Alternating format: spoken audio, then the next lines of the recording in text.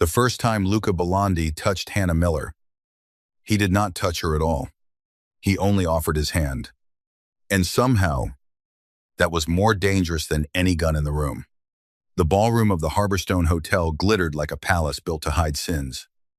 Gold chandeliers burned above polished marble floors. White roses climbed crystal pillars.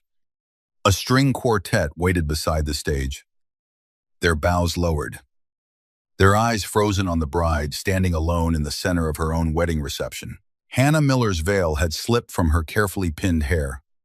Her bouquet trembled in her hands. The lace of her wedding dress clung to her waist, where someone had spilled champagne earlier, leaving a faint stain that no one had bothered to help her clean. Across from her, her husband laughed. Connor Walsh, the man who had promised to love her before God only 3 hours earlier, swayed with a half-empty glass in his hand and a cruel grin twisting his beautiful face. "You want the truth," he said, loud enough for the entire ballroom to hear. Fine. She was a mistake. The silence that followed felt sharper than broken glass. Hannah blinked once. The word did not enter her like sound. It entered her like a blade. A mistake. Connor's best man gave a nervous laugh. Someone near the dessert table whispered, "Oh my God." A woman in a silver gown lifted her phone just a little. Pretending she was checking the time, Connor pointed at Hannah with the sloppy confidence of a man who had never faced consequences. "I mean, look at her," he said. "She's sweet. Sure. Safe. The kind of woman you marry when your mother says you need to look respectable. But love," he laughed again. "Colder this time." "No. I was drunk on pity." A few guests laughed. Not many. Enough. Hannah felt every laugh land on her skin. She looked toward Connor's parents, hoping for shock, shame, anything human.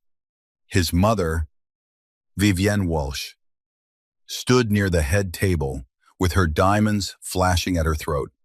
Her lips were pressed together, but her eyes held no horror, only irritation, as if Hannah's pain had ruined the floral arrangements. Hannah's own aunt covered her mouth with one hand. Her cousin stared down at the tablecloth.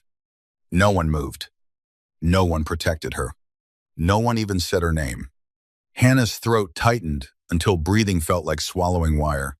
She had spent 8 months planning this wedding on a teacher's salary and borrowed hope. She had handmade place cards after school. She had stayed up past midnight grading essays, then addressing invitations in gold ink. She had believed Connor when he said he loved her quietness, her plain honesty, her ordinary life.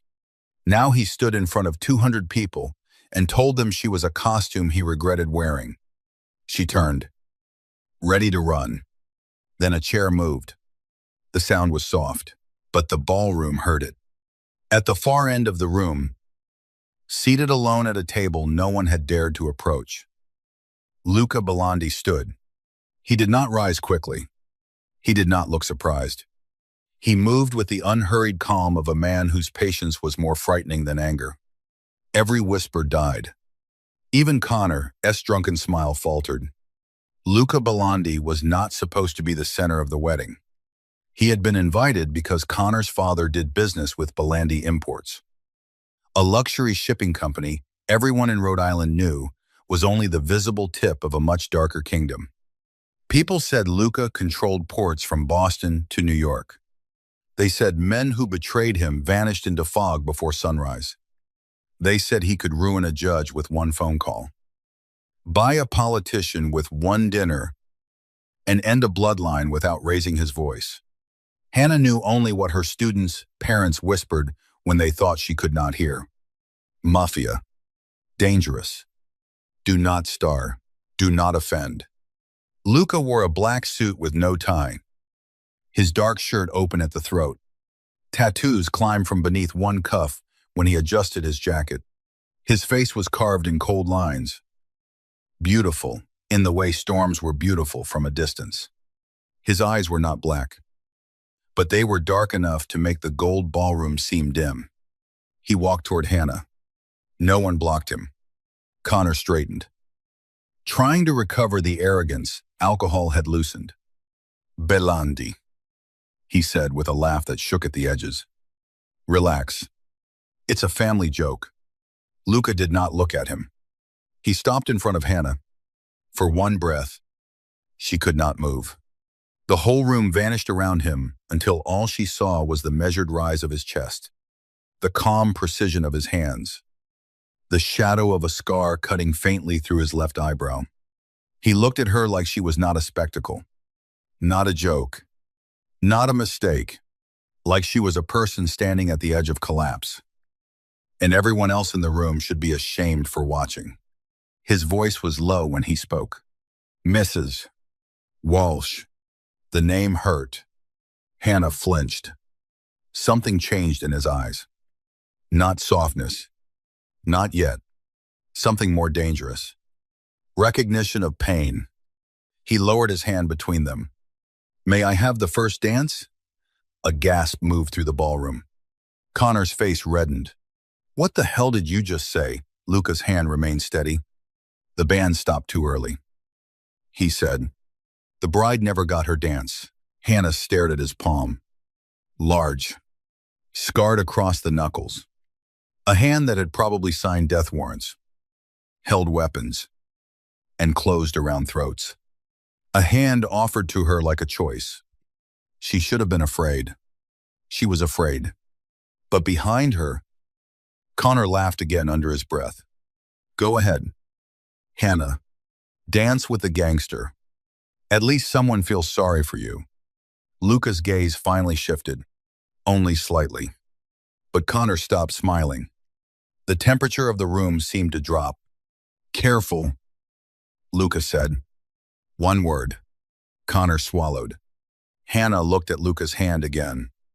She thought of her classroom, of the paper stars her students taped to her desk, of the little girl who once told her, Miss Miller, you make quiet people feel brave. She thought of every time she had smiled through humiliation because making a scene felt worse than being wounded. Then she placed her hand in Luca Belandi's ass. The ballroom forgot to breathe. His fingers closed around hers, not possessive, not gentle, but certain. He turned toward the band. Play it again, he said. The violinist looked at Connor's father.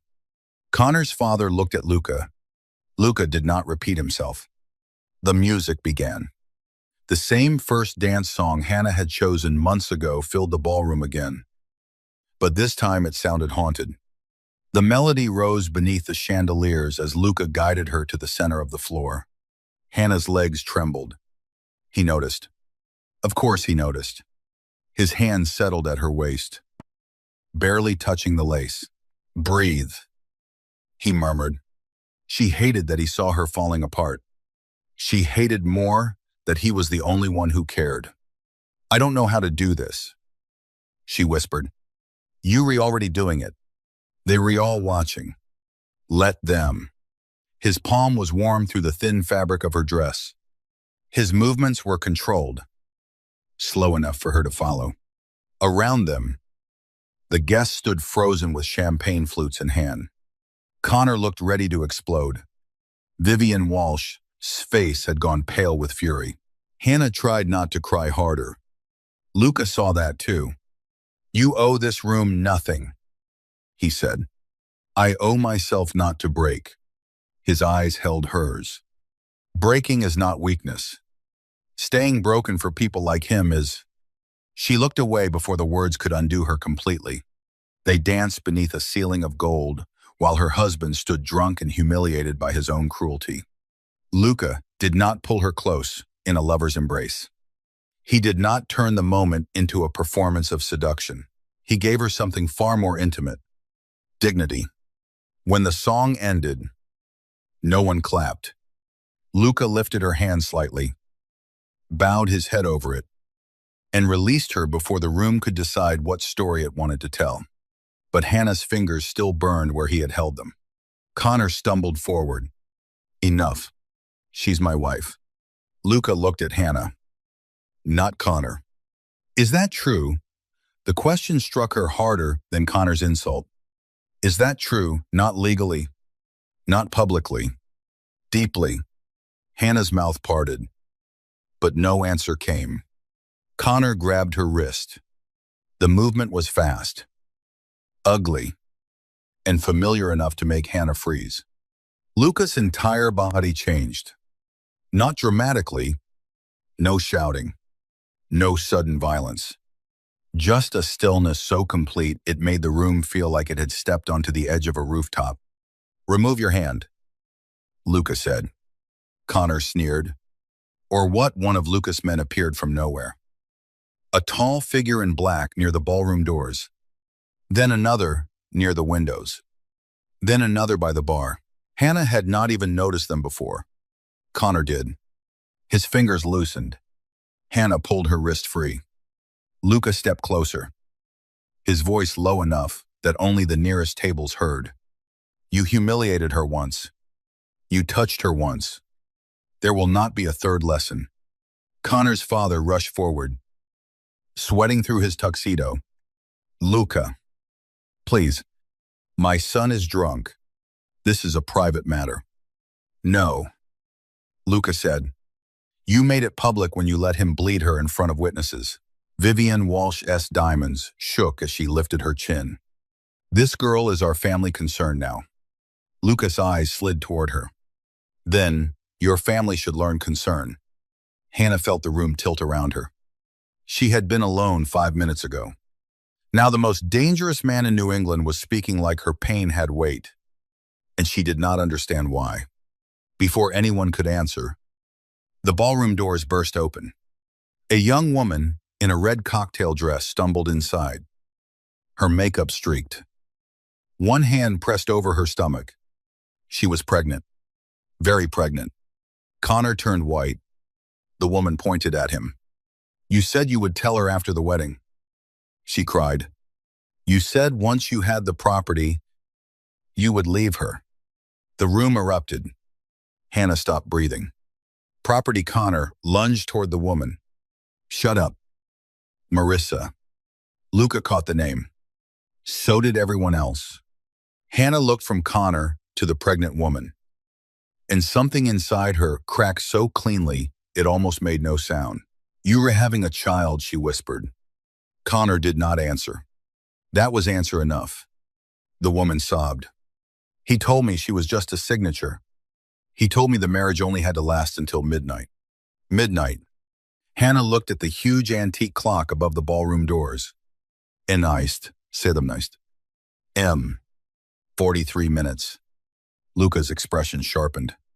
For the first time that night, he looked truly interested. Not in scandal, in threat. He turned to Connor slowly. What happens at midnight?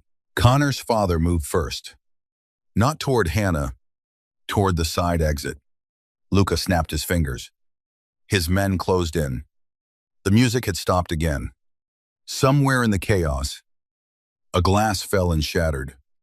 Guests backed away as if the marble floor had become a battlefield. Hannah could hear her own pulse. What property? She asked. Connor stared at her with drunken hatred. You stupid little schoolteacher. You really don't know. Do you? Luca stepped between them, before the words could become a blow. Speak carefully, he said. Connor laughed. But his fear had ruined it. Her grandmother left her land on the coast, not much above ground. A rotting old chapel, some rocks, some sentimental garbage. He looked at Luca. But underneath old tunnels, smuggling tunnels, access to the harbor no customs agent has mapped in 50 years. Hannah shook her head. No, my grandmother left me nothing. She died with medical debt. Connor smiled cruelly. That's what my mother told you. Hannah turned to Vivian. The older woman's face had lost every trace of elegance. We were helping you, Vivian said. You had no idea what you were sitting on. Helping me, Hannah's voice broke. You let your son marry me while he had another woman pregnant. Vivian's eyes hardened. You should be grateful, A Walsh gave you his name. Something dark crossed Luca's face. Enough, he said. The ballroom lights flickered. Once. Twice. Then the far windows exploded inward. Screams tore through the room. Hannah did not understand what had happened until Luca's arm locked around her waist and threw her behind a marble pillar. Gunfire cracked through the chandeliers. Crystal rained down like ice. Guests dropped on the tables. Connor screamed. The pregnant woman vanished beneath a rush of bodies. Luca covered Hannah with his own body. One hand braced near her head, his other drawing a gun from beneath his jacket with terrifying ease. Her wedding had become a war. She clutched his shirt without meaning to. He looked down at her. Are you hit? She could not answer. Hannah. His voice cut through the gunfire. Are you hit? It was the first time he said her name. No.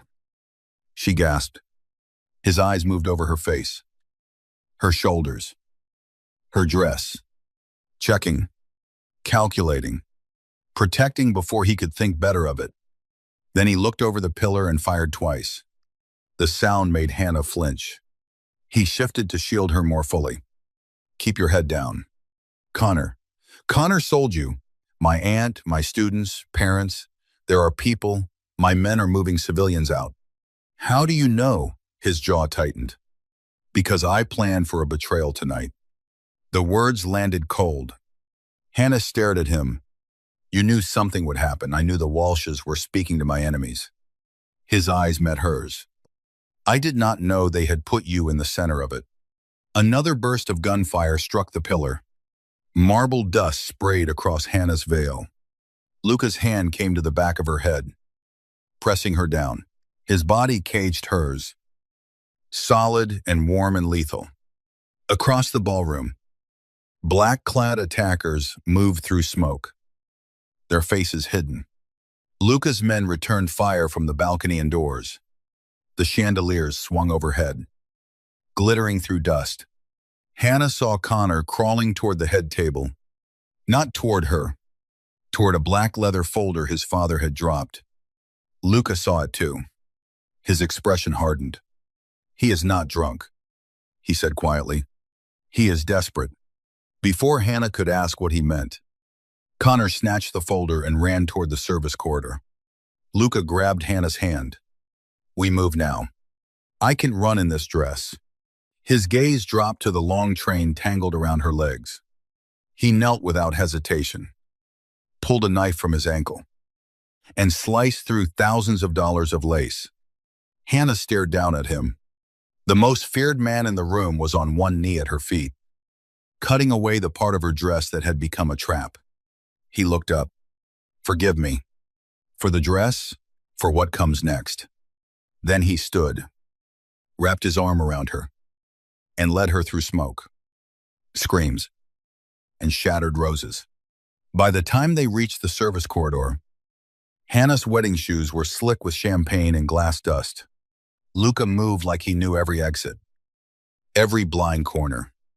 His men appeared and disappeared around them, speaking in clipped Italian, faces grim. A young bodyguard with blood at his temple met them near the kitchen. Boss. Walsh went down to the loading dock. Moretti, men are outside. 3 SUVs. Civilians, sort evacuated. Some trapped in the East Hall. Luca's eyes flicked to Hannah. She knew that look. Calculation. Triage. Go, she said before he spoke. Help them. His eyes narrowed. I'm not leaving you. You have people trapped, and you are the reason they came. The words hurt, even though they were not cruel. Luca seemed to realize it. His voice lowered. Not because of what you did, because of what they want from you. Hannah swallowed. Then tell me what they want. No time. The bodyguard looked over his shoulder. Boss. Luca made a decision that seemed to cost him. He removed his black suit jacket and put it around Hannah's shoulders. It swallowed her, smelling of smoke, cheddar, and him. You stay behind me. he said. You do exactly what I say. Hate me later. I already dislike being ordered around. A flash of something almost like approval crossed his face. Good. Stay alive and argue with me. They ran.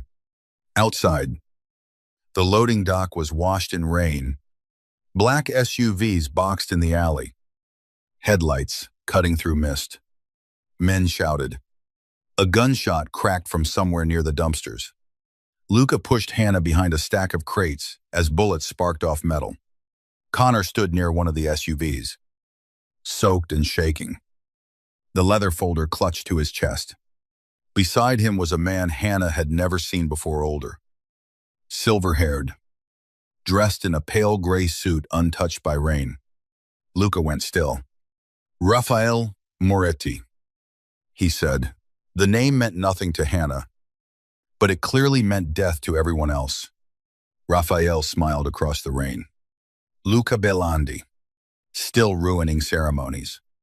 You sent men into a room full of civilians. I sent men to retrieve property stolen from me. Luca's voice turned colder. She is not property. Raphael's gaze slid to Hannah behind the crates. He smiled at her like he already owned her future. No, he said, but what is in her name belongs beneath my city. Connor shouted. I brought you the deed. You said I could leave. Raphael looked at him with mild disgust. Did I? Connor froze. Hannah understood then. There were men cruel enough to humiliate women. Then there were men like Raphael Moretti, who treated cruelty as paperwork. Raphael lifted one hand. A gun appeared against Connor's ribs. Hannah gasped. Luca's arm shot out, holding her back. Connor dropped the folder. Wait! The shot echoed through the alley. Hannah screamed. Connor fell hard onto the wet pavement, his white wedding boutonniere turning dark beneath the rain. For one terrible second, Hannah felt nothing. Not grief. Not relief.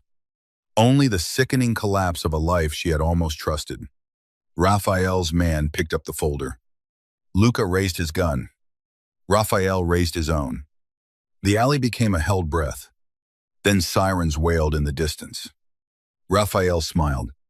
Your police friends are getting faster. They're not my friends. Luca said. No, but they do arrive conveniently after your enemies bleed. Raphael stepped back into his SUV. Before the door closed, his eyes found Hannah again. Mrs. Walsh, he said. Your husband gave me half of what I need. I will come for the rest. The SUVs reversed into the rain. Luca did not chase. His men did not either. Hannah understood why when Luca turned and she saw the blood spreading beneath his shirt. Luca, she whispered. He looked down as if mildly annoyed by the wound. Then his knees almost buckled. Hannah caught his arm with both hands. He was too heavy, too solid, too powerful to fall.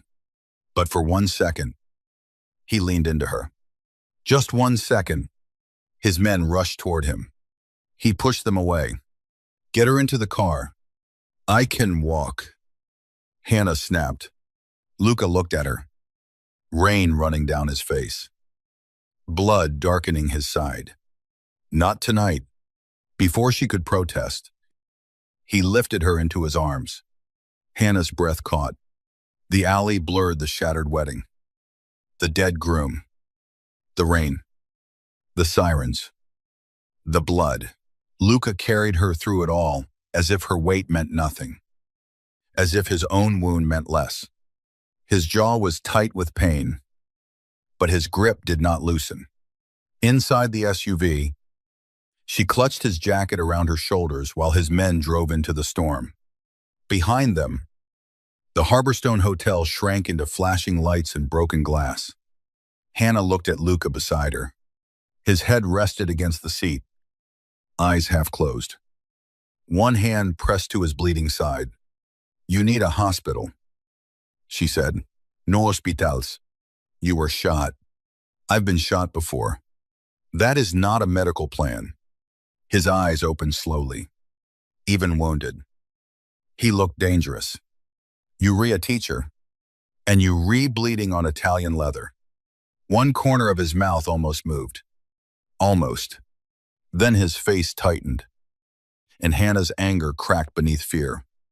Why won't you go to a hospital? Because Raphael owns men in emergency rooms. The SUV sped through wet streets. Outside, Newport's mansions blurred into ghostly shapes, and the ocean flashed black beyond the cliffs. Hannah pressed her hands together to stop them from shaking. My husband is dead, she whispered. Luca looked at her carefully. Does that alert? The question was brutal in its honesty.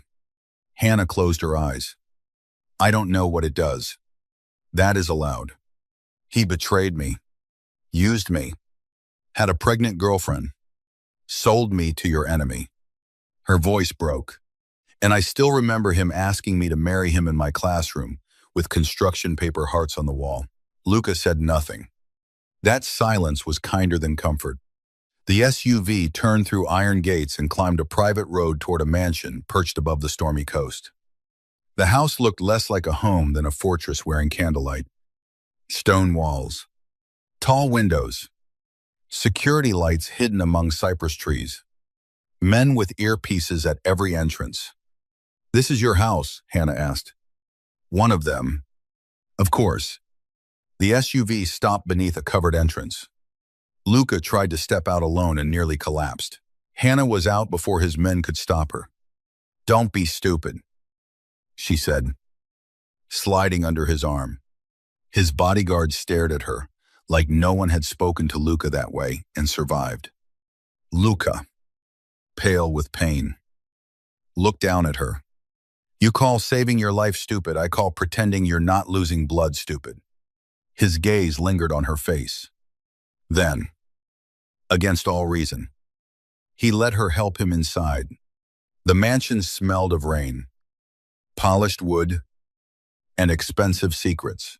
Hannah walked with him through a marble hall lined with old portraits whose eyes seemed to follow her. Her torn wedding dress dragged over dark floors. Luca's jacket hung from her shoulders. Blood marked his shirt. They looked like survivors of a war no one had declared. A woman in her 60s waited in the foyer. Silver hair, braided neatly. Face carved with worry she tried to hide. Luca, she breathed. Fina. Zia. You are bleeding on my floor. Hannah Miller, he said, ignoring that. My aunt, Serafina. Serafina looked at Hannah's ruined dress, tear-streaked face, and bare wrist where Connor had grabbed her. Her expression softened with immediate, fierce understanding. Come in, child. I'm not a child, Hannah said automatically. Serafina's eyebrow lifted. For the first time that night, Hannah almost smiled. Good, Serafina said. Then help me keep this stubborn man alive. They took Luca to a private medical room hidden behind a library wall. Of course he had one. Hannah should have been terrified by the surgical lights, locked cabinets, and quiet efficiency of men who had clearly done this before. Instead, she found herself washing her hands at a steel sink while Serafina cut open Luca's shirt. The wound was deep but not fatal. The bullet had grazed and torn more than entered. Still, there was blood. Too much. Luca refused anesthesia until Serafina threatened to call his mother priest. There is no need to involve religion, he muttered. Hannah pressed clean gauze near the wound when Serafina instructed her. Her hands shook once. Luca noticed. Look at me, he said. I'm trying not to look at the hole in you. Look at me anyway. She did. His eyes held hers as Serafina cleaned the wound. Pain tightened his jaw, but he did not make a sound. Hannah watched the pulse in his throat, the clenched line of his hand against the table, the restraint of a man who had trained himself never to ask for mercy. You can breathe too, she said quietly. His eyes sharpened. Do you tell all wounded criminals how to breathe? Only the bossy ones? Serafina made a soft sound that might have been a laugh. Luca did not smile, but something in his face shifted. A crack in the stone. When the wound was bandaged, Serafina left to prepare a room and contact someone named Dr. Voss. Luca remained on the medical table. Shirt ruined. Tattooed chest, half shadowed by the surgical lamp. Hannah stood beside him in a torn wedding dress, suddenly aware of how intimate the room had become. He noticed that too. He pushed himself upright slowly. You should sleep. I watched my groom get shot less than an hour after he called me a mistake. Then you should definitely sleep. I don't think sleep is going to recognize me tonight. He looked at her for a long moment. Then he said, Your marriage license was filed before the ceremony. Hannah's stomach twisted. What? My men checked. Connor rushed it this afternoon. The legal record shows you as Hannah Walsh. She grabbed the edge of the counter. No. I can have it challenged. Challenged. Her voice rose. I need it erased. It will be. You sound very sure. I am. Because you're Luca Belandi and people obey you. Yes. His honesty was infuriating. She stared at him. I am not one of your people. No. He said. You are under my protection. That sounds worse. It is safer than the alternative. You don't get to decide that for me. His expression hardened. Rafael Moretti will come for you. The Walshes will blame you. The police will ask why a schoolteacher left her wedding with me after her husband was murdered. Reporters will turn your humiliation into a headline by sunrise. So yes, Hannah, for tonight. I decide where you sleep. The room went silent. Her eyes burned. Not because he was wrong, because he was not. I had a life this morning, she whispered. Luca's face changed again. Barely, but enough. I know. No. You don't tea. Men like you never lose ordinary things. You lose territory. Money. Enemies. I lost my classroom. My name. My wedding. The future I thought I had. And I don't even know which part I'm supposed to mourn. He said nothing. She turned away before he could see her cry, but his voice stopped her at the door. My brother died because I trusted the wrong family. Hannah looked back. Luca's gaze had gone distant. Colder. Darker. The Walshes helped arrange a port transfer 6 months ago. Information leaked. My younger brother, Matteo, was in the convoy. Rafael Moretti's men ambushed them. His jaw tightened. I came tonight to find the leak. Hannah's anger dimmed, replaced by something reluctant and human. And you found me instead. His eyes returned to hers. No, he said softly. I found both. The next morning, Hannah woke in a bedroom larger than her apartment. For 3 seconds. She did not remember. Then she saw her wedding dress hanging over a chair, torn and stained. Luca's black jacket lay folded beside it. Everything returned. Connor's laugh. Luca's hand. Gunfire. Rain. Blood. She ran to the bathroom and vomited. When she came out, there were clothes waiting on the bed. Soft black pants. A cream sweater. New undergarments still wrapped in paper. No designer labels visible. But everything fit perfectly. That unsettled her more than if it hadn't. In the hallway, 2 guards stood near the stairs. Hannah crossed her arms. Am I a guest or a prisoner? The younger guard looked terrified to answer. A voice behind her said, a guest who should not test windows. Hannah turned. Luca stood at the end of the hall in a black shirt, bandage hidden beneath the fabric. Face pale but controlled. He looked too awake for a man shot the night before. Do you always sneak up on people? She asked. In my own house. It is called walking. Your house has guards outside my door. They are outside every door. That doesn't make it charming. He studied her, and she hated how much she felt that look.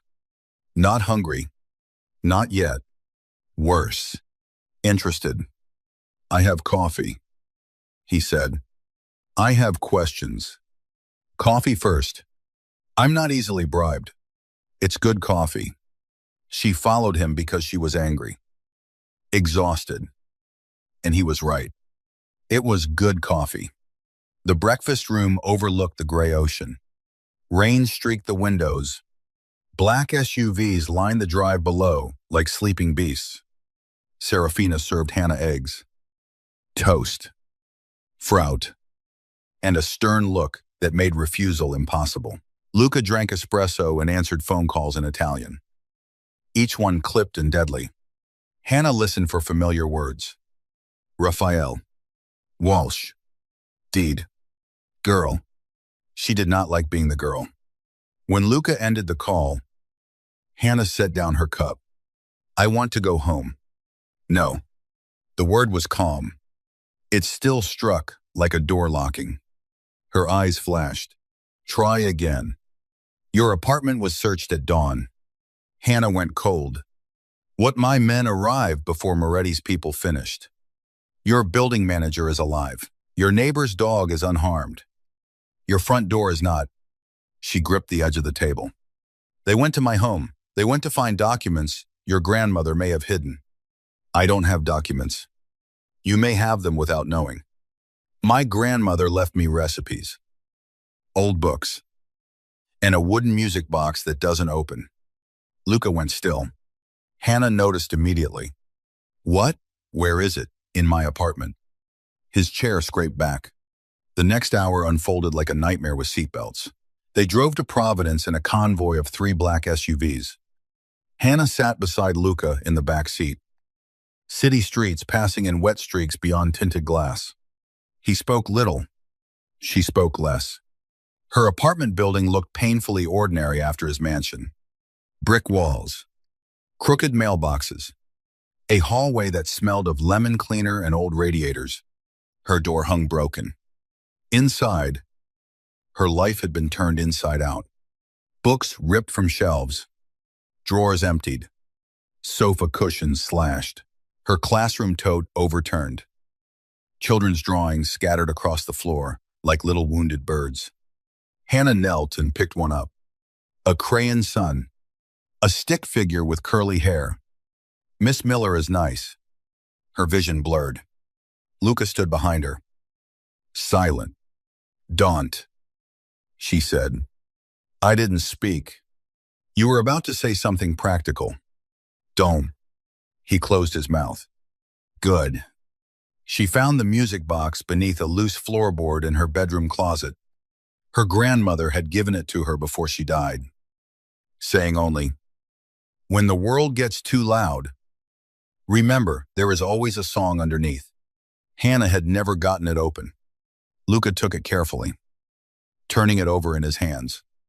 Old walnut wood, a faded carving of a chapel by the sea. My grandmother's chapel, Hannah said. Steint. Orla. S. It's real, yes. How do you know?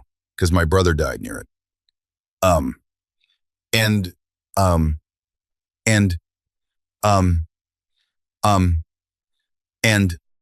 the room changed.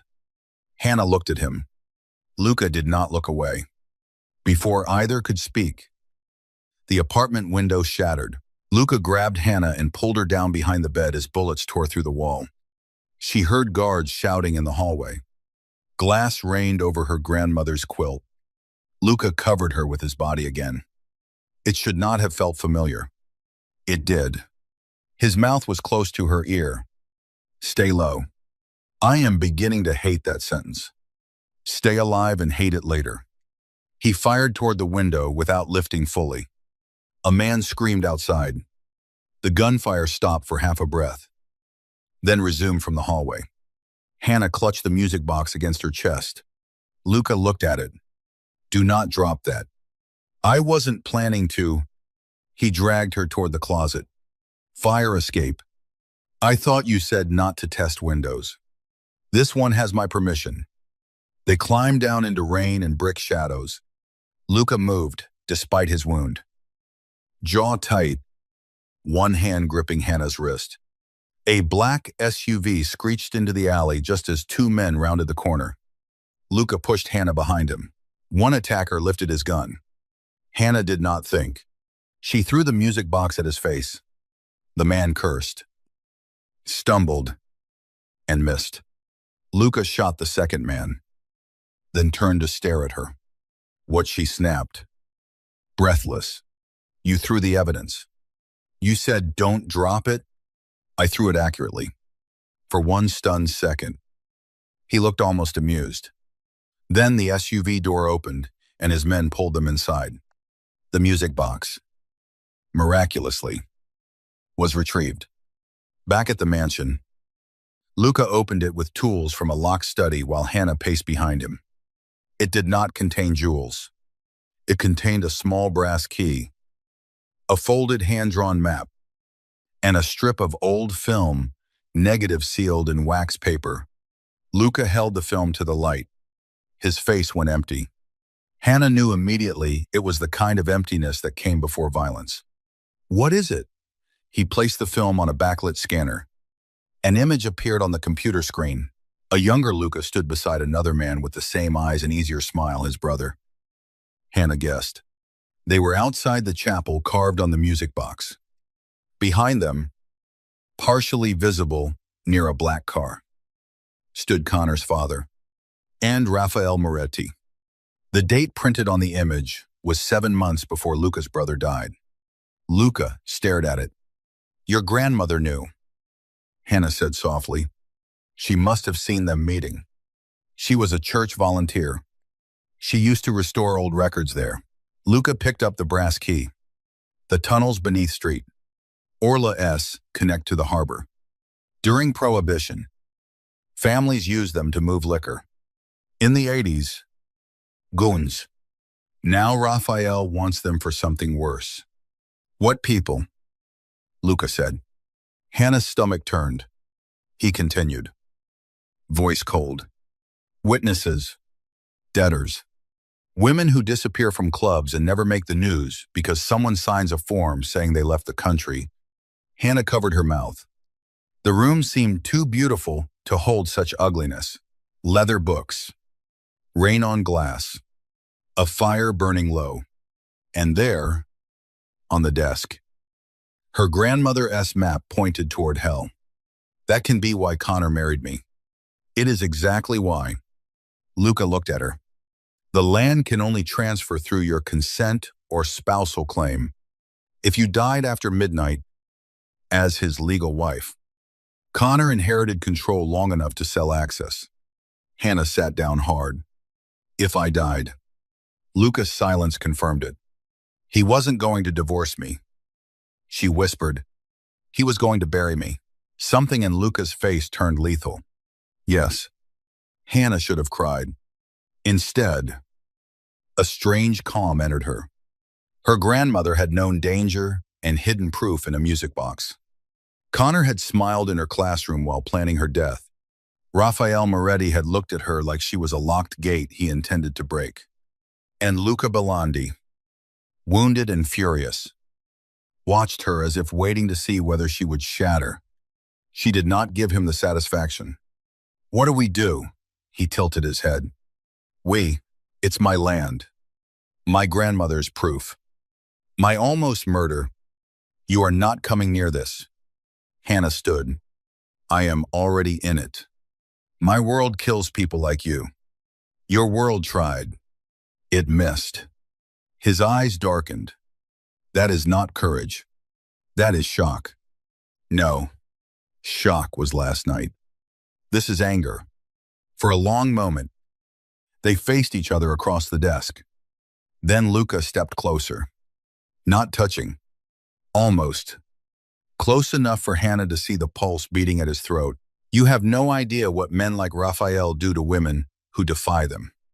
And you have no idea what women like me become when polite suffering stops working. His gaze dropped to her mouth. Only for a second. But the room changed. The fire cracked softly behind them. Hannah felt the air narrow. Luca stepped back first. "You will stay here," he said, voice rougher. "We will create a public story. You left the wedding with me because Connor attacked you. You are cooperating with my attorneys. Until the marriage is annulled and the land secured, the world will believe you are under my protection. The world already believes worse. Then we use worse." "What does that mean?" His eyes met hers. "It means Raphael will hesitate if he thinks touching you means touching what belongs to me." Hannah's heartbeat stumbled. "I belong to myself." "Yes," Luca said quietly. "That is why this will only be a lie." It was supposed to comfort her. It did not.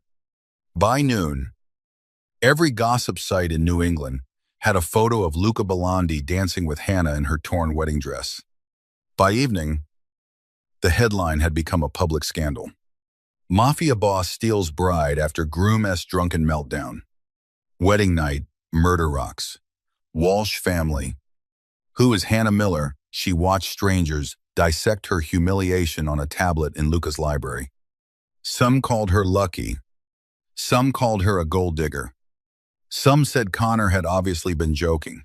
Some zoomed in on Luca's hand at her waist and wrote things that made her cheeks burn.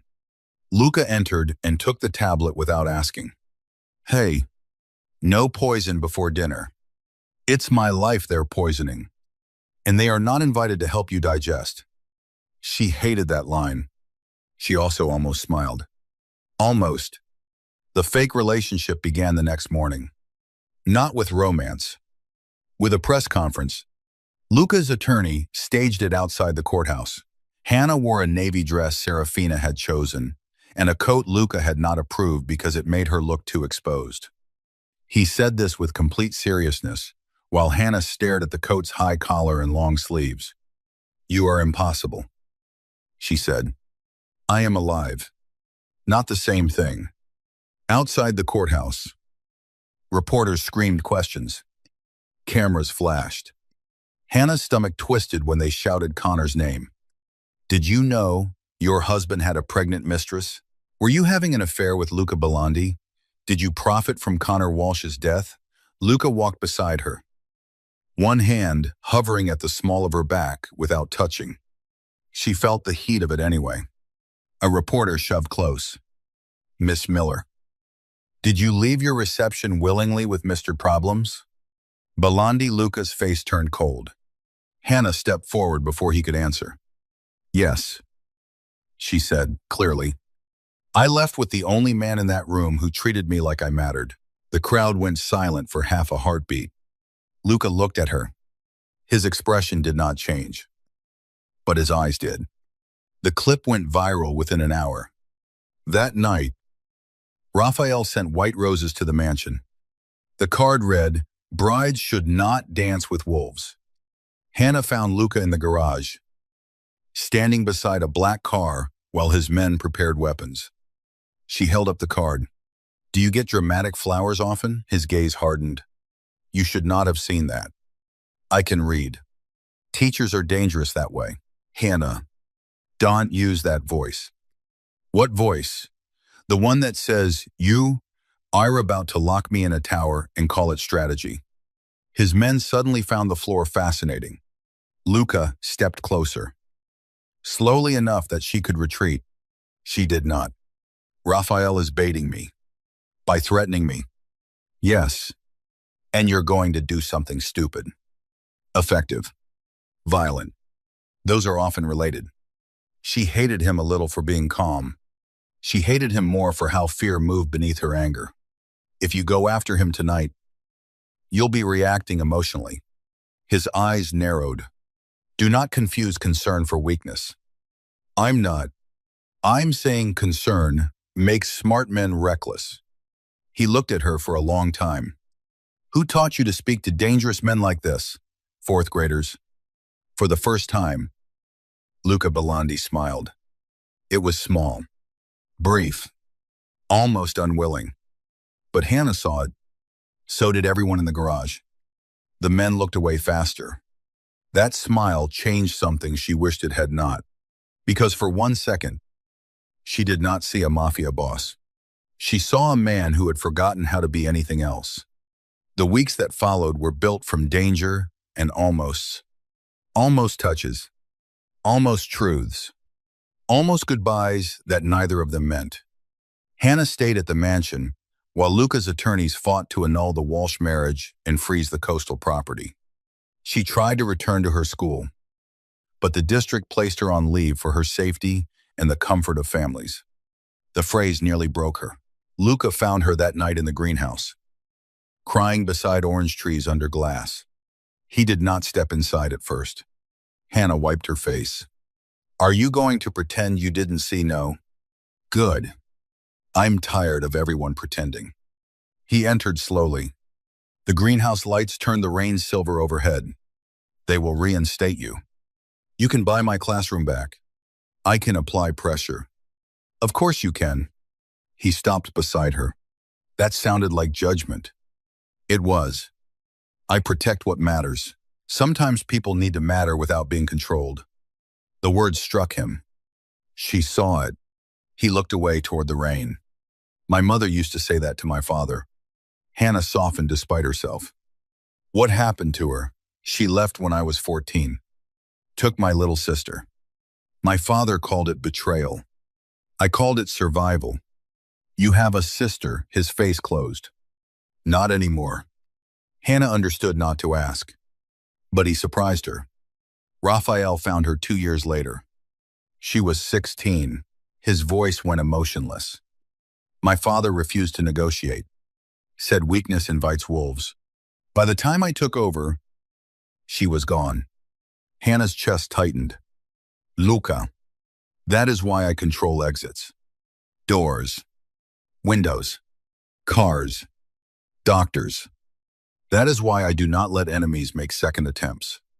He looked at her then, and the restraint in his eyes frightened her more than anger. "So when you tell me control is not protection, I hear you, but I do not know how to believe you and keep you alive." The rain beat softly against the glass. Hannah stepped closer. This time, she almost touched him, almost placed her hand against his chest where the bandage had been. But she stopped. His eyes dropped to the small distance between them. "You should not look at me like that," he said. "Like what? Like I am not what I am." "You are what you do," she whispered. "But not only what you've done." His breath changed. The greenhouse seemed to shrink around them, warm and green and fragile. Then a phone rang. Luca closed his eyes for half a second. The moment shattered. He answered. His expression turned to steel. When he hung up, Hannah knew before he spoke. "Raphael took Marissa," he said. "Connor's pregnant mistress. The woman Hannah had every reason to hate, and yet the first thing she felt was fear. Is she alive for now? Then we get her." "No, I get her." Hannah stared at him.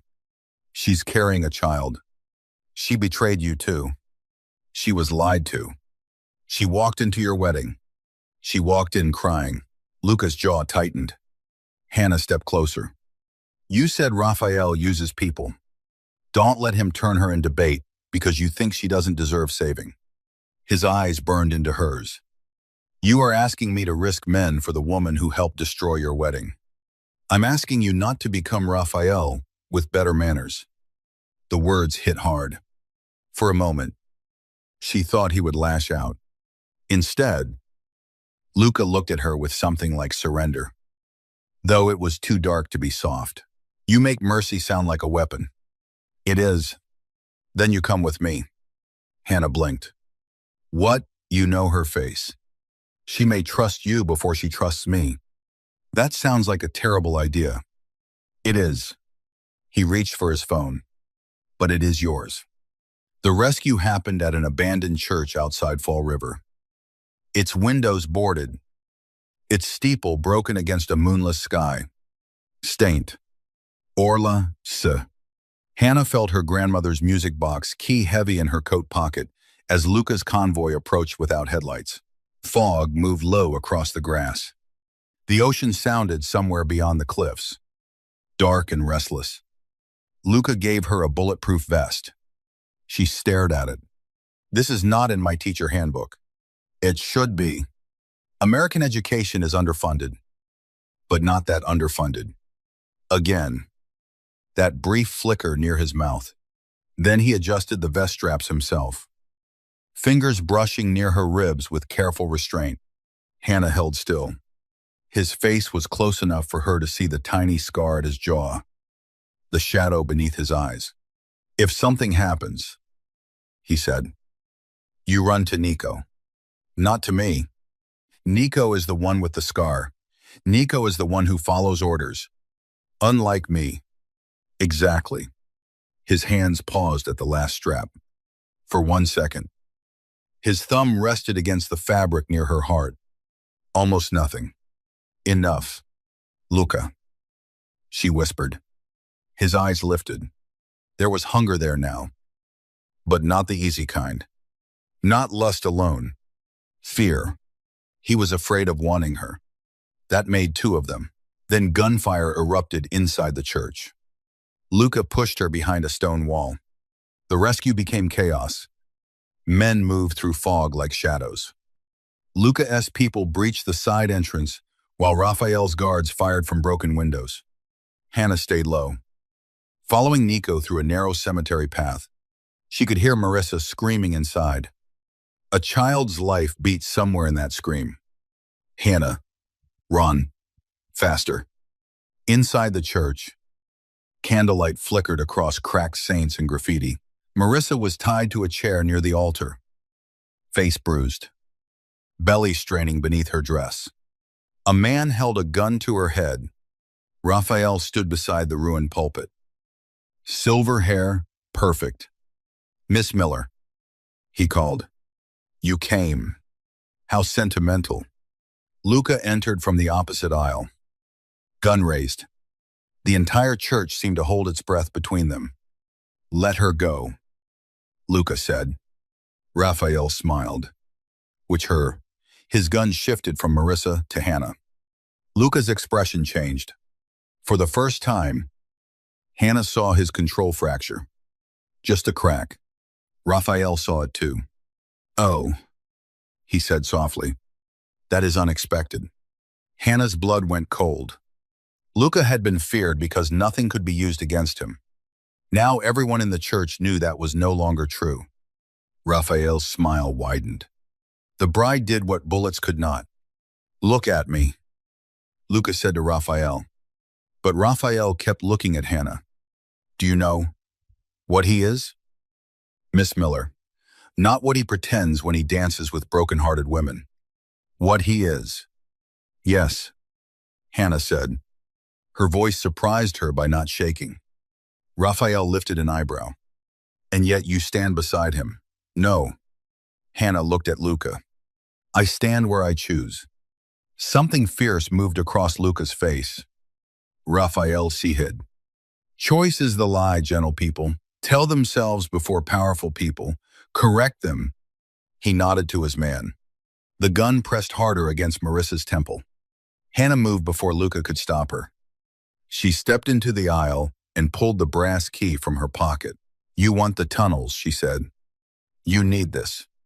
Raphael's eyes sharpened. Luca's voice cut low. Hannah. She ignored him. My grandmother hid it.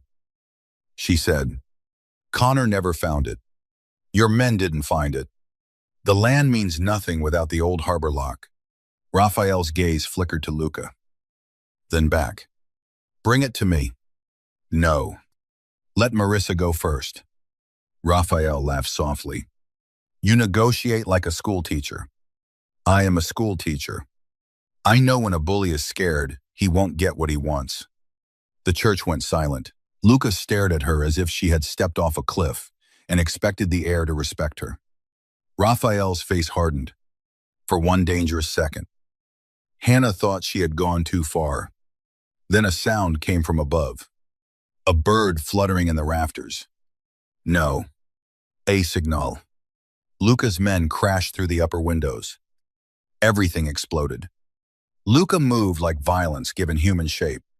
He shot the man holding Marissa before the man could fire. Nico swept Marissa from the chair. Raphael's guards fired from behind pews. Wood splintered. Candles toppled. Smoke and dust filled the broken church. Hannah ran toward Marissa. A hand grabbed her from behind. Raphael. His arm locked around her throat. Gun cold beneath her jaw. The entire fight shifted. Luca turned. Every man in the church seemed to freeze. Raphael breathed against Hannah's ear. Now he understands inheritance. Luca's eyes fixed on Hannah's face. Not the gun. Her face. Let her go, he said. His voice was calm. Too calm. Raphael pressed the gun closer. Drop yours. Luca did. Every weapon in the room followed. One by one. As Luca's men obeyed the silent command in his stillness, Hannah's heart slammed against Raphael's arm. No, she whispered. Ka heard. His gaze did not leave hers. It's all right. It's not. It will be. Raphael smiled. Devotion makes kings stupid. Luca's answer was quiet. No. It makes them honest. Then the floor beneath Raphael cracked. Not metaphorically. Literally, the old chapel stone gave way under his back foot with a grinding roar. Raphael stumbled. Hannah twisted with every ounce of strength she had, driving her elbow into his ribs. The gun fired into the ceiling. Luca lunged. He reached her before she hit the ground. For 1 second, she was in his arms amid smoke, screams, and falling dust. Then Raphael rose with a knife. Luca pushed Hannah behind him. The fight between Luca Belandi and Raphael Moretti was not elegant.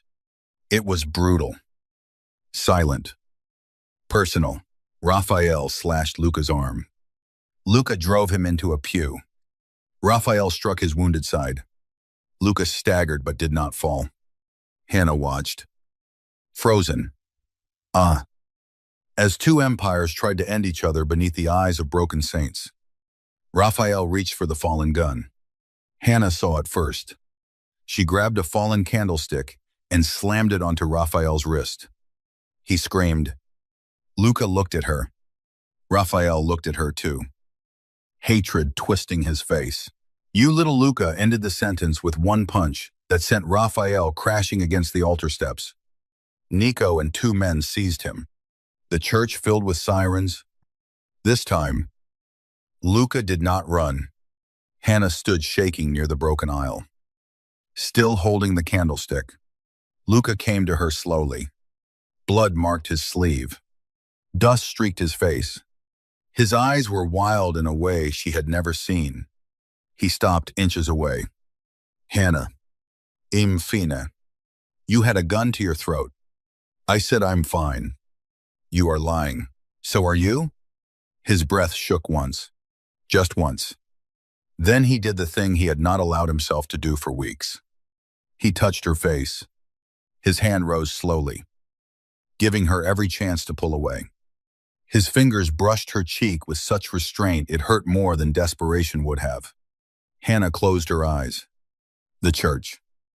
The men. The sirens. The blood. The war, all of it, fell away beneath that touch.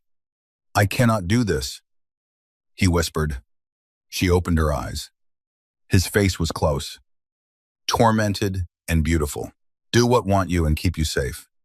I know how to kill for someone. I know how to punish, control, surround, destroy. I do not know how to love without turning it into a cage. Hannah's heart broke for the boy who lost his sister, the man who built fortresses because he could not survive another empty room. Then learn, she said. His eyes searched hers. I am not gentle. I didn't ask you to be harmless. I am not good. I didn't ask for a saint. I will ruin anyone who hurts you. That one I might allow. Something almost like a laugh escaped him, but it died into longing. Hannah placed her hand over his. holding it against her cheek. But I won't belong to you. Luca. His jaw tightened. Then, slowly, he nodded. No, he said. You will belong beside me only if you choose to stand there. It was not a confession. Not exactly. It was more dangerous. It was the first honest vow he had ever given her. Raphael's arrest did not end the war. Men like him had lawyers, judges, cousins, ghosts. The Walsh family tried to deny everything until Luca released the film negative. Bank records, tunnel maps, and recordings captured from the wedding surveillance he had placed for his own investigation. Vivian Walsh went silent when police found a signed life insurance policy in Connor's private safe. Hannah's name was on it. Connor's mistress, Marisa, gave testimony from a protected hospital wing. 2 weeks later, she delivered a son and named him Caleb, not after Connor, but after the nurse who helped her through labor. Hannah visited once. Marissa cried so hard she could barely speak. I hated you, she confessed, because he made me believe you stole the life he promised me. Hannah looked at the newborn in the hospital bassinet. Tiny fists curled beneath his chin. We were both standing in different rooms of the same lie. Marissa subbed. Hannah held her hand. Outside the room, Luca watched through the glass. Expression, unreadable. When Hannah came out, he said, You forgive too easily. No, she said. I refuse to carry things that belong to dead men. He looked at her then, as if she had taught him another form of power. The annulment came through quietly. Hannah Miller became Hannah Miller again. She expected relief. Instead, she cried in Luca's library with the paper in her hand, because freedom, she realized, could feel like grief when it arrived after betrayal. Luca found her there. He did not ask why she was crying. He sat beside her on the floor, the feared Mafia Boss of New England, sitting on an antique rug in a candlelit library, shoulder almost touching hers. Almost. You are free, he said. I know. That is supposed to be good. It is. She wiped her face. It just doesn't give back the version of me who believed him. No. She looked at him. Do you ever miss who you were before everything happened? Luca leaned back against the shelves. I was never innocent. That's not what I asked. He was quiet for a long time. Then he said, Yes. The honesty settled between them. Hannah rested her head against the shelf. I want to go back to teaching. I know. I don't want your money fixing it. I know. I want to fight for it properly. I have 3 attorneys prepared to fight him properly if needed. She gave him a look. He exhaled. 1 attorney. Properly. Thank you. A pause. Then Luca said, There is another option. Suspicion narrowed her eyes. Why do I feel expensive furniture behind that sentence? My family owns a building in Providence. Empty. Near your old district. You could open a private learning center, scholarships only, for children who need quiet rooms and people who do not give up on them. Hannah stared at him. I said I didn't want your money. It would not be charity. No, you own street. Or less now. The state wants the tunnels sealed. The Historical Society wants the chapel restored. My company needs to clean the harbor access before federal investigators tear it apart. You lease the land to Belandi Imports legally. Publicly. At an insulting rate, your attorney will negotiate. You use the income for the school. That is still your money. That is business. You are impossible. I am told. She looked away, but emotion had already filled her throat. You remembered what I wanted. I remember everything you say. The sentence was too intimate. Hannah turned back slowly. Luca's gaze was on her. Steady and dark. Everything, yes. That sounds dangerous. It is. Neither moved. The space between them filled with all the things they had not said in the greenhouse, in the church, in the car after nightmares, in the courtroom hallways, when reporters shouted, and Luca stood just close enough to shield her from cameras. Hannah whispered, "Are you still pretending this is only protection?" His eyes dropped to her mouth. "No." Her breath caught. "Are you going to do something about that?" His hand flexed against his knee. "I am trying very hard not to." "Why?" "Because once I kiss you, Hannah, I will want to keep kissing you. And I am not a man who wants mildly." A shiver moved through her. "Maybe I'm tired of men who only wanted me safely." Luca's gaze lifted back to hers. The room held still. Then the mansion alarm went off. Red lights flashed across the library. Luca was on his feet instantly, gun in hand, body between Hannah and the door. She almost laughed from sheer disbelief. Every time, "Stay behind me." I really hate that sentence. I know. This time, it was not Raphael. It was the last Walsh betrayal. Connor's father, desperate and ruined, had paid 2 former guards to break into the mansion and destroy the evidence that remained. They reached the west hallway before Luca's security stopped them. But one made it to the library door.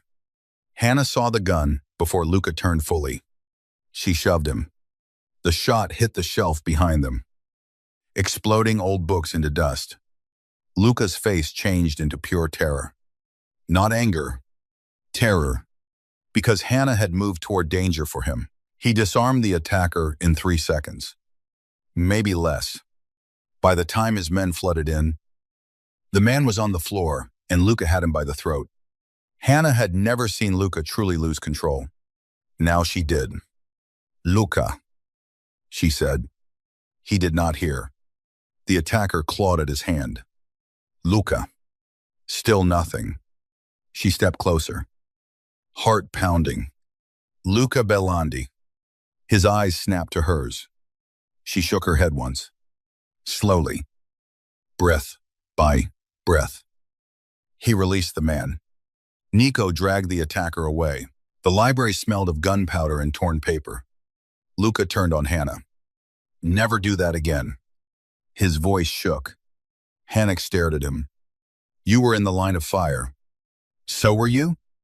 "I am built for it. No one is built to be shot." "You could have died." "So could you." The words broke something in him. He crossed the room in 2 strides and stopped just short of touching her. His hands clenched at his sides like restraint was physically hurting him. "I cannot lose you," he said. The confession came out raw, stripped of elegance. Hannah's anger faded. Luca looked almost furious with himself.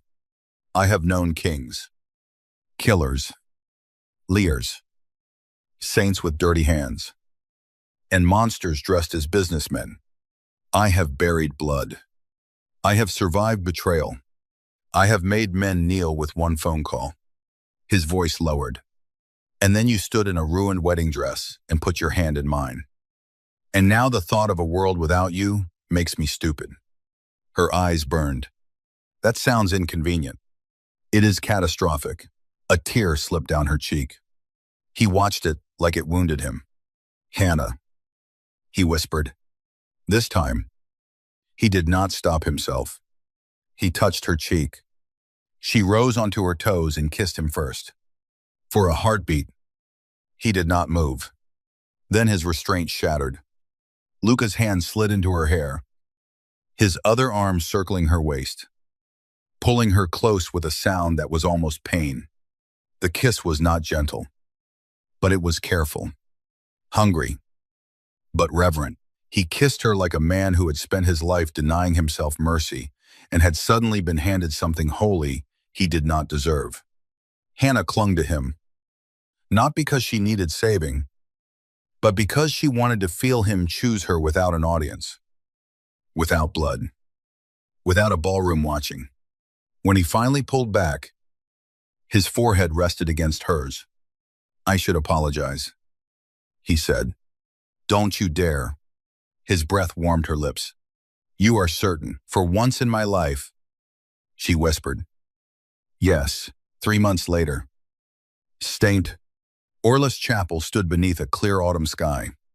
Its windows had been restored, its broken steeple repaired. The tunnels beneath it were sealed with federal oversight, historical documentation, and enough Belandi-funded security to make even ghosts ask permission before entering. Hannah stood near the chapel doors in a cream dress. Not white. Never white again. Her hair moved softly in the sea wind. Children's laughter drifted from the lawn where her future students ran between tables set with books, art supplies, and paper stars. The Hannah Miller Learning House would open in 2 weeks. Not because Luca bought her a dream, because Hannah negotiated every contract, argued with every attorney, rejected 3 versions of Belandi generosity, and turned a place built for smuggling into a place where children could feel safe. Luca watched her from the edge of the lawn. Black suit, no tie, dark eyes, dangerous as ever. Nico stood beside him. "You look calm," Nico said. Luca did not take his eyes off Hannah. "I am not. She is cutting ribbon. Boss. Not defusing a bomb. With Hannah. There is often little difference." Nico wisely said nothing.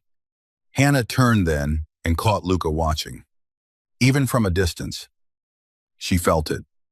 That look had changed since the wedding. It was still intense.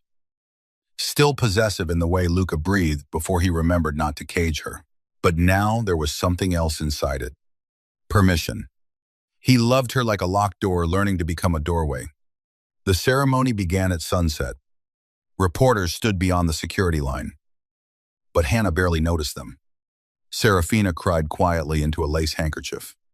Marissa came with baby Caleb, standing near the back, alive and trembling, but free. Hannah's aunt held a bouquet of wildflowers. Some of Hannah's former students sat cross-legged in front, waving when she looked their way. Luca remained in the last row, just as he had at the wedding, but this time, he was not a stranger in the shadows. He was the man who had offered his hand when the world laughed.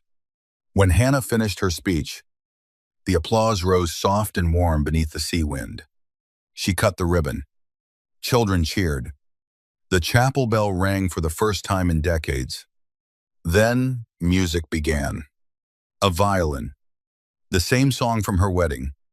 Hannah turned slowly. Luca stood at the edge of the courtyard, one hand extended. The whole world seemed to pause again. But this time, no one laughed. No one whispered mistake. No one watched her with pity. Luca's voice carried across the courtyard, calm and low. "Miss Miller," he said. "May I have the first dance?" Hannah smiled through tears. She walked to him slowly, feeling every step as a choice.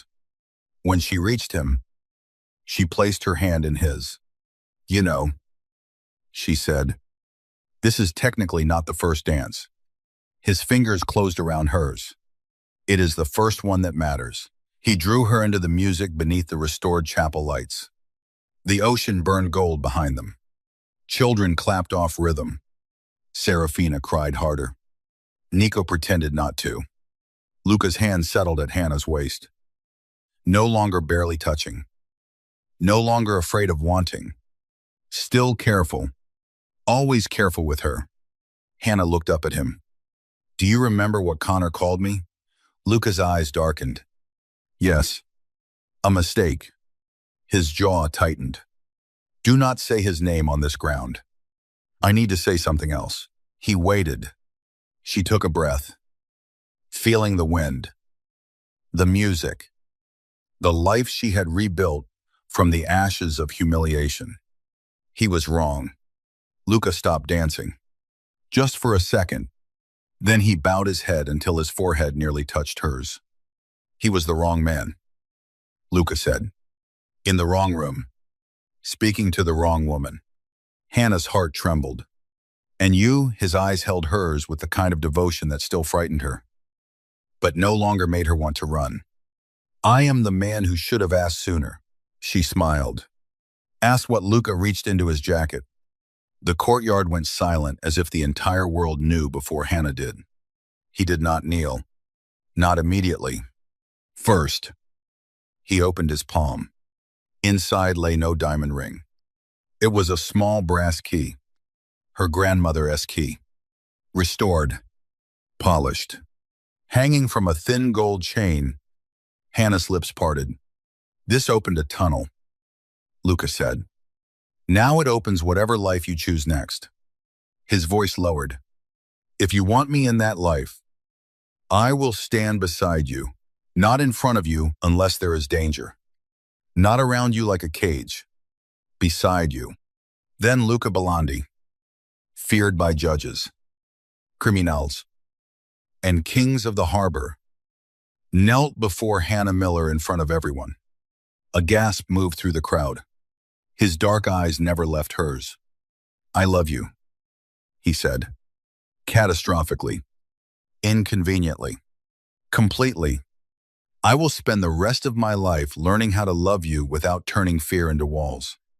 And when I fail, you will correct me. Loudly.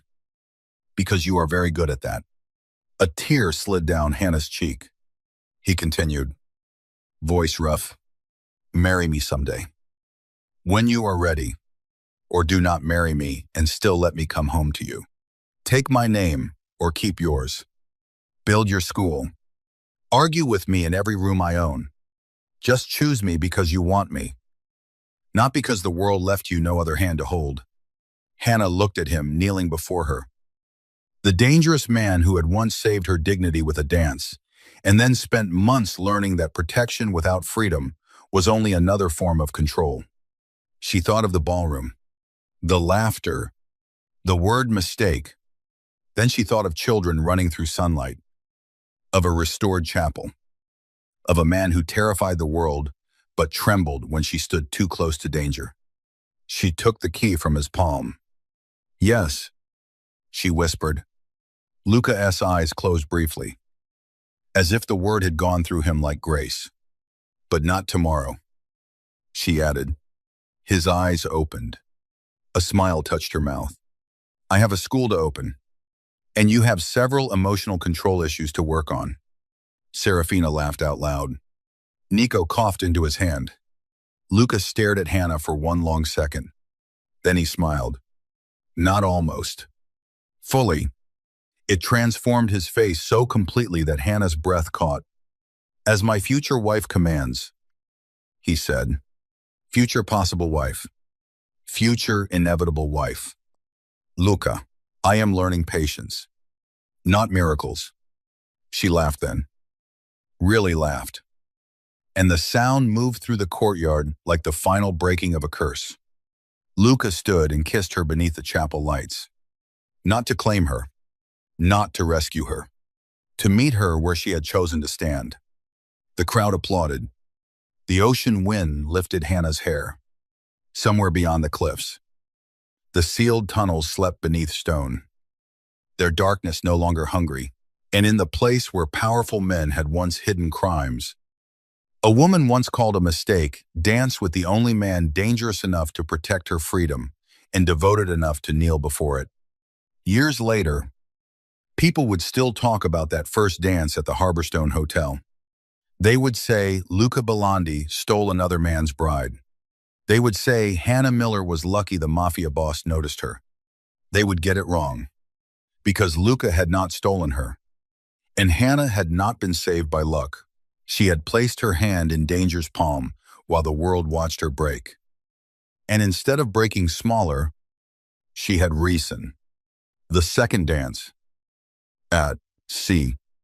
Orla S., was not the beginning of her rescue. It was the beginning of her reign. And when Luca held her under the gold autumn sky, he knew with terrifying certainty that every empire he had built before her had been made of stone, blood, and fear. But this, her hand in his, her laughter against his mouth, her name still her own, this was the only kingdom he had ever wanted to deserve.